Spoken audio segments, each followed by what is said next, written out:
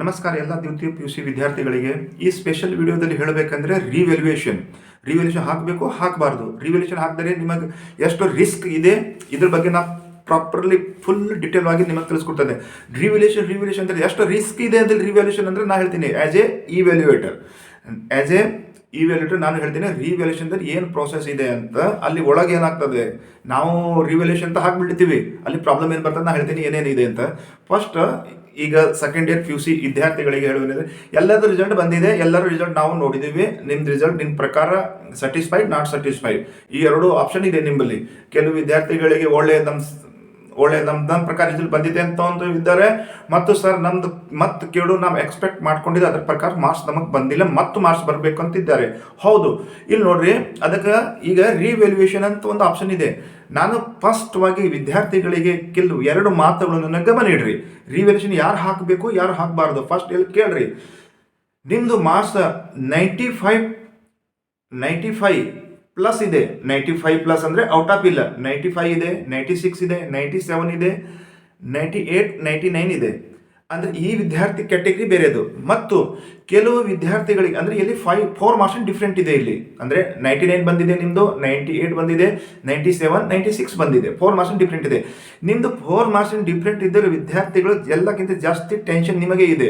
ನಮ್ದು out of marks ಬರಬೇಕಾದ್ರು, out of marks ಬೇಕಾದ. ಹೌದು, ನಮ್ದು ಎಕ್ಸ್ಪೆಕ್ಟೇಷನ್ ಇತ್ತು ನಿಮ್ದು ಔಟ್ ಆಫ್ ಮಾರ್ಕ್ಸ್ ಬರಬೇಕಾಗಿತ್ತು, ಬಟ್ ಅಂದರೆ ಅಲ್ಲಿ ಬಂದಿದ್ದ ಈ ವಿದ್ಯಾರ್ಥಿಗಳಿಗೆ ನಾವು ಹೇಳಬೇಕಂದ್ರೆ ನಮ್ಮ personal opinion as a evaluator ನಾವು ಹೇಳಬೇಕಂದ್ರೆ ನೀವು ರಿವ್ಯಾಲ್ಯೂಯೇಷನ್ ಕಡೆ ಮೂವ್ ಆಗಬೇಡ್ರಿ, ರಿವ್ಯಾಲ್ಯೂಯೇಷನ್ ಹಾಕ್ಲಕ್ಕೆ ಹೋಗಬೇಡ್ರಿ. ಫಸ್ಟ್ ನಂದು ಪರ್ಸನಲ್ ಒಪಿನಿಯನ್ ಹೇಳ್ತಾ ಇದ್ದೀನಿ, ನೀವು ಹಾಕ್ಲಕ್ಕೆ ಹೋಗಬೇಡ್ರಿ. ಏಕೆಂದರೆ ಇಲ್ಲಿ ನೋಡ್ರಿ, ರಿವ್ಯಾಲ್ಯೂಯೇಷನ್ ಅಂದರೆ ಏನು? ರಿವ್ಯಾಲ್ಯೂಯೇಷನ್ ಅಂದರೆ ನಿಮ್ಮ ಪೇಪರ್ಗಳನ್ನು ಫುಲ್ ರಿವ್ಯಾಲ್ಯೂಯೇಷನ್ ಮಾಡ್ತಾರಲ್ಲೂ, ಅಲ್ಲಿ ಪೇಪರ್ ಫುಲ್ ರಿವ್ಯಾಲ್ಯೂಯೇಷನ್.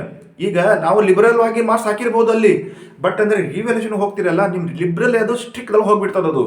ಅದಕ್ಕೆ ಸ್ವಲ್ಪ ಗಮನ ಕೊಡ್ರಿ ನನ್ನ ಮಾತುಗಳನ್ನು. ನಾ ಏನು ಹೇಳಕ್ಕೆ ಇಷ್ಟಪಡ್ತಾ ಇದ್ದೆ ಅಂದರೆ ರಿವ್ಯಾಲ್ಯೂಯೇಷನ್ ಅಂದರೆ ನಿಮ್ಮ ಪೇಪರ್ಗೆ ಫುಲ್ ಮತ್ತೊಂದ್ಸಲ ಫುಲ್ ರಿವ್ಯಾಲ್ಯೂಯೇಷನ್ ಮಾಡಬೇಕು. ಅಲ್ಲಿ ಏನಾಗ್ತದೆ ಅಂದರೆ ಆ್ಯನ್ಯುವಲ್ ಎಕ್ಸಾಮ್ ಫಸ್ಟ್ ಒಳಗೆ ಕೆಲವು ಲಿಬ್ರಲ್ ಅಂತ ನಾವು ಮಾರ್ಕ್ಸ್ ಕೊಟ್ಬಿಡ್ತೀವಿ. ರಿವ್ಯಾಲ್ಯೂಯೇಷನ್ ನೀವು ಬರ್ತೀರ, ಅದು ನಿಮ್ಮದು ಪೇಪರ್ ರಿವ್ಯಾಲ್ಯೂಯೇಷನ್ ಪೇಪರ್ ಯಾವಾಗಲೂ ಲಿಬ್ರಲ್ ಆಗಲ್ಲ, 100% ಸ್ಟ್ರಿಕ್ಟ್ ಪೇಪರ್ದೊಳಗೆ ಕನ್ಸಿಡರ್ ಆಗ್ತದೆ. ನೀವು ಬಂದಿರುವ 99 ಅದು 95 ಹೋಗಬಹುದು, 98, 92 ಹೋಗಬಹುದು. ನಾ ಡಿಮೋಟಿವ್ ಮಾಡ್ತಾ ಇಲ್ಲ, ನಾ ಕ್ಲಿಯರ್ ಆಗಿ ನಮ್ಮ ಒಳಗಿಂದ ಏನಿದೆ ಪರ್ಸನಲಿ ಆ್ಯಸ್ ಎ ಇವ್ಯಾಲ್ಯೂಟರ್ ತಿಳಿಸ್ತಾ ಇದ್ದೇನೆ. ನಾನು ಎಷ್ಟೋ ಸಲ ನಮಗೆ ಎಲ್ಲರಿಗೆ ಬಂದಿರೋ ಕಾಪಿಗಳು ನಮಗೆ ಎಷ್ಟೋ ಅನುಭವ ಇದೆ. ಅದಕ್ಕೆ ರಿವ್ಯಾಲ್ಯೂಯೇಷನ್ ಅಂದರೆ ಲಿಬ್ರಲ್ ಅಲ್ಲ, ಅದು ತುಂಬ ಸ್ಟ್ರಿಕ್ಟ್ ಇರುತ್ತದೆ ಅಂತ ನೀವು ಇದನ್ನು ಮೈಂಡಲ್ಲಿ ಇಟ್ಕೊಡಿ. 95 ಮಾರ್ಕ್ಸ್ ಬಂದಿದ್ರೆ ಸೈಲೆಂಟ್ ಆಗಿ ಕೊಡ್ರಿ, ಮತ್ತು ನಿಮ್ಮ ಭವಿಷ್ಯ ನೋಡ್ರಿ, ನಿನ್ನ ಮುಂದಿನ ಭವಿಷ್ಯ ನೋಡ್ರಿ. ನೀವು BSc ಮಾಡಬೇಕು, BCom ಮಾಡಬೇಕು, BA ಮಾಡಬೇಕು, ನೀಟ್ ಇಂಜಿನಿಯರಿಂಗ್ ಮಾಡೋ ಆ ಸೈಡಿಗೆ ಕಾನ್ಸಂಟ್ರೇಟ್ ಕೊಡ್ರಿ. PUC ಸೈಡ್ ಇಲ್ಲಿ PUC ಕ್ಲೋಸ್ ಮಾಡಿ ಮೂವ್ ಆಗ್ರಿ ಅಂತ ನನ್ನ ವ್ಯಕ್ತಿಗತ ನನ್ನ ಪರ್ಸ್ನಲಿ ಅನುಭವ ತಿಳಿಸ್ಕೊಡ್ತಾ ಇದ್ದೀನಿ. ಮತ್ತು ಏನಂತಂದರೆ ಇಲ್ಲಿ ಈಗ 10 ಮಾರ್ಕ್ಸ್ ಬರಬೇಕಾಗಿತ್ತು, 8 ಮಾರ್ಕ್ಸ್ ಬರಬೇಕಾಗಿತ್ತು, 7 ಮಾರ್ಕ್ಸಿಂದ ನಿಮಗೆ ಡಿಫ್ರೆಂಟ್ ಬರ್ತಾ ಇದೆ. ಸರ್ ನಾವು ಏನು ಮಾಡಬೇಕು, ನೀವೇನು ಮಾಡಬೇಕಂದ್ರೆ ನನ್ನ one first suggestion for you, only for you, ನೀವು ಸ್ಕ್ಯಾನ್ ಕಾಪಿ ತರಿಸ್ರಿ. ಓಕೆ, ಸ್ಕ್ಯಾನ್ ಕಾಪಿ ಅಪ್ಲೈ ಮಾಡಿರಿ. ನಿಮ್ಮದು ಸ್ಕ್ಯಾನ್ ಕಾಪಿ ಬರುತ್ತದೆ. ಆ ಸ್ಕ್ಯಾನ್ ಕಾಪಿದೊಳಗೆ ನೋಡಿರಿ, ನಿಮ್ಮ 10 ಮಾರ್ಕ್ಸು, 8 ಮಾರ್ಕ್ಸು, 7 ಮಾರ್ಕ್ಸ್ ಡಿಫ್ರೆಂಟ್ ಎಲ್ಲಿ ಬರ್ತಾ ಇದೆ. ಕೆಲವು ಸಲ ಏನಾಗ್ತದೆ, ರೀಟೋಟಲಿಂಗ್ ಮಾಡುವಾಗಲ್ಲ ಸ್ವಲ್ಪ ಏರುಪೇರು ಆಗ್ತದೆ, ರೀಟೋಟಲಿಂಗ್ ಮಿಸ್ ಆಗ್ತದೆ. ಅಲ್ಲಿ ನಿಮ್ದು ಏನು ಪ್ರಾಬ್ಲಮ್ ಬರ್ತದೆ, ಇಂದಿನ ಮಾರ್ಕ್ಸ್ ಕರೆಕ್ಟ್ ಬರ್ತದೆ, ಜಾಸ್ತಿನೇ ಬರ್ತದೆ ಅಲ್ಲಿ. ಆದರೆ ಫಸ್ಟ್ ನೀವು ಸ್ಕ್ಯಾನ್ ಕಾಪಿ ತರಿಸಿ ಅಲ್ಲಿ ನೋಡ್ರಿ ಎಲ್ಲಿ ನಮ್ಗೆ ತಪ್ಪಾಗಿದೆ, ಏನು ಬರಬೇಕಾಗಿತ್ತು, ಏನು ಬರಬಾರ್ದಿತ್ತು, ಇವೆಲ್ಲ ಕ್ಲಿಯರ್ ಆಗಿ ನಿಮ್ಮ ಸ್ಕ್ಯಾನ್ ಕಾಪಿದೊಳಗೆ ಡಿಟೇಲ್ ಆಗಿ ಅಲ್ಲಿ ನಿಮಗೆ ಗೊತ್ತಾಗ್ತದೆ. ಆಗ ನೀವು ಹೇಳಿದ್ರೆ ನಿಮ್ಮ ಲೆಕ್ಚರರಿಗೆ ತೋರಿಸ್ರಿ, ನಮ್ಮ ಸಬ್ಜೆಕ್ಟಿಗೆ ಸಂಬಂಧಪಟ್ಟ ವಿಷಯವಿದೆ, ಸ್ಕ್ರೀನ್ ಇದು ಕಾಪಿ ನನಗೆ ಸೆಂಡ್ ಮಾಡಿರಿ. ನಾನು 100% ನಿಮಗೆ ಹೇಳ್ತೀನಿ ರಿವ್ಯಾಲ್ಯೂಯೇಷನ್ ಹಾಕಬೇಕು ಆಗಬಾರ್ದು. ಮತ್ತು ಸುಮ್ ರಿವ್ಯಾಲ್ಯೂಯೇಷನ್ ಹಾಕಿ 1,000 ರೂಪಾಯಿ ಅಲ್ಲಿ ಖರ್ಚು ಮಾಡ್ತೀರಿ, ಸ್ಕ್ಯಾನ್ ಕಾಪಿಗೆ 530 ರೂಪಾಯಿ ಇಲ್ಲಿ ಖರ್ಚು ಮಾಡ್ತೀರಿ. ಇವೆಲ್ಲ ಪ್ರೊಸೆಸ್ ಒಳಗೆ ನಿಮ್ದು ಒಂದು 3,000 ರೂಪಾಯಿ ಹೋಗ್ತದೆ ಅದು ಒಂದು ಪೇಪರಿಗೆ, ಇಲ್ಲ ಪ್ರೊಸೆಸ್ ಒಳಗೆ.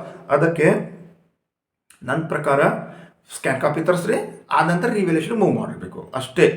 ಮತ್ತು ಹೇಳ್ತೀನಿ, ಬೇರೆ ಮಾತನ್ನು ಕೇಳಿ ಸುಮ್ ಈ 99, 98, 97, 96 ಮಾರ್ಕ್ಸ್ ಬಂದವರು ವಿದ್ಯಾರ್ಥಿಗಳಿಗೆ ಪದೇ ಹೇಳ್ತಾ ಇದ್ದೀನಿ, ಪ್ಲೀಸ್ ನೀವು ರಿವ್ಯಾಲ್ಯೂಷನ್ ಅಂತ ಕಾನ್ಸೆಪ್ಟೇ ಮೈಂಡಲ್ಲಿ ತೆಗೆದು ಬಿಡ್ರಿ ಅಂತ ಹೇಳತ್ತೀನಿ. ನಿಮಗೆ ಇಚ್ಛೆ ಇದೆ ಸರ್ ನಮಗೆ 1 ಮಾರ್ಕ್ಸ್ ಬರಲೇಬೇಕು ಅಂತ ಎಕ್ಸ್ಪೆಕ್ಟ್ ಮಾಡ್ಕೊಂಡಿರ್ತೀರಿ, ಆ ಮಾರ್ಕ್ಸ್ ಕಟ್ ಆಗೋ ಚಾನ್ಸಸ್ ಇರ್ತಿದೆ. ಅದಕ್ಕೆ ನಾ ಹೇಳ್ತೇನೆ, ನಾನು ಆ್ಯಸ್ ಎ ಇವ್ಯುಲೇಟರ್ ಆಗಿ ಹೇಳ್ತಾ ಇದ್ದೀನಿ.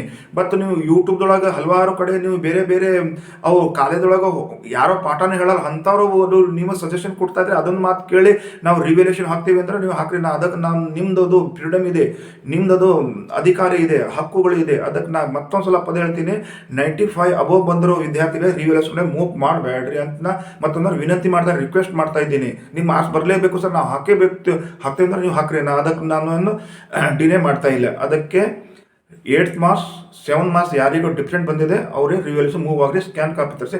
ನೆಕ್ಸ್ಟ್ ವಿಡಿಯೋದಲ್ಲಿ ನಾವು ಸ್ಕ್ಯಾನ್ ಕಾಪಿದು ವಿಡಿಯೋ ಮಾಡ್ತೀನಿ, ಹೇಗೆ ಸ್ಕ್ಯಾನ್ ಕಾಪಿ ನಾವು ಪಡಿಬೇಕು ಅದಕ್ಕೆ ಪ್ರೋಸೆಸ್ ಏನಿದೆ ನೆಕ್ಸ್ಟ್ ವಿಡಿಯೋ ಹಾಕ್ತೀನಿ. ಅದಕ್ಕೆ ನಂದು ಮಾತು ಎಷ್ಟರ ಮಟ್ಟಿಗೆ ಎಷ್ಟು ವಿದ್ಯಾರ್ಥಿಗೆ ಅರ್ಥ ಆಗಿದೆ ಅಂತ ನನಗೆ ಫುಲ್ ಅರ್ಥ ಆಗಿದೆ ಅಂತ ನನಗೆ ಅನಿಸ್ತಿದೆ. ಅದಕ್ಕೆ ನೀವು ಅದು ರಿವ್ಯಾಲ್ಯೂಷನ್ ಕಾನ್ಸೆಪ್ಟ್ ಕೆಲವರಿಗೆ ಸರಿ ಇದೆ, ಕೆಲವರಿಗೆ ಸರಿ ಇಲ್ಲ. ಅದಕ್ಕೆ ವಿಡಿಯೋ ಮಾಡೋದು ಉದ್ದೇಶ ಇತ್ತು. ಎಲ್ಲರಿಗೆ ಅದು ಅರ್ಥ ಆಗಿದೆ ಅಂತ ಹೇಳ್ತಾ ವಿಡಿಯೋನ ಇಲ್ಲಿ ಮುಕ್ತಾಯ ಮಾಡ್ತಾ ಎಲ್ಲರಿಗೆ ಜೈ ಹಿಂದ್ ಜೈ ಭಾರತ್.